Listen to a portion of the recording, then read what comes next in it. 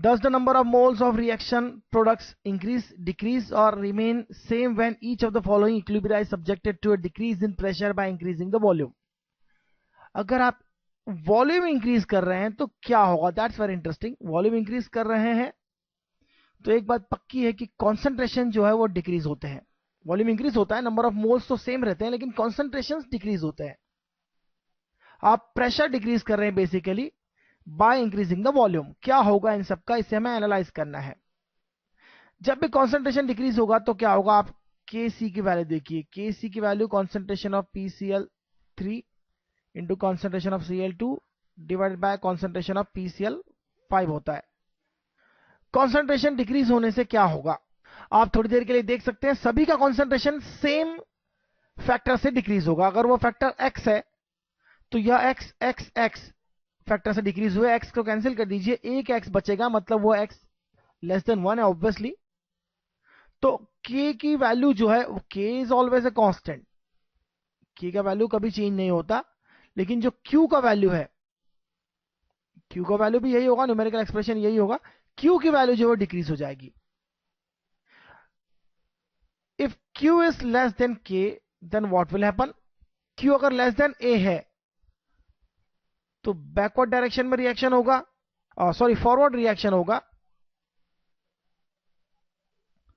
क्योंकि Q की value को हमेशा K की वैल्यू की तरफ जाना होता है.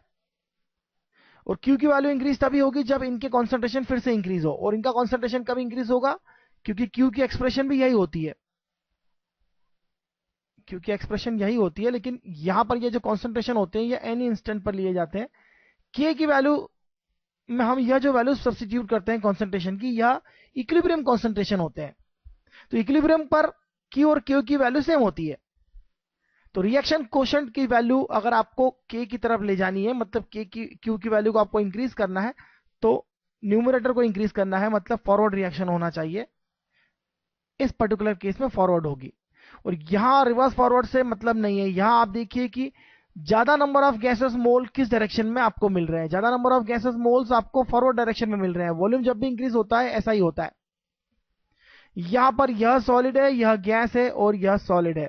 ज्यादा नंबर ऑफ गैसेस मोल्स आपको बैक डायरेक्शन में मिल रहा है, इसलिए यह बैकवर्ड जाएगी, यह फॉरवर्ड जाएगी, यह बैकवर्ड इंक्रीज डायरेक्शन में जाएगी. क्योंकि आपने अगर वॉल्यूम इंक्रीज किया है तो गैसेस मोल्स आपको ऑक्यूपाई करने में ज्यादा जगह मिलेगी, इसलिए आसानी से गैसेस मोल आप फॉर्म कर सकते हैं. बैकवर्ड डायरेक्शन में जाएगी, इसका इफेक्ट नलीफाई करेगा. ली-चार्टेलर प्रिंसिपल हमें अच्छे से पता है, लेकिन हम यहां पर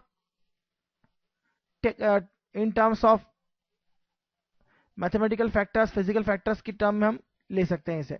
solid gas, 4 mole of gas, 4 mole of gas is here.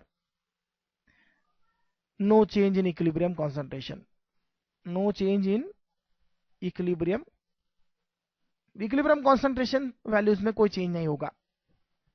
That simple and so is the answer.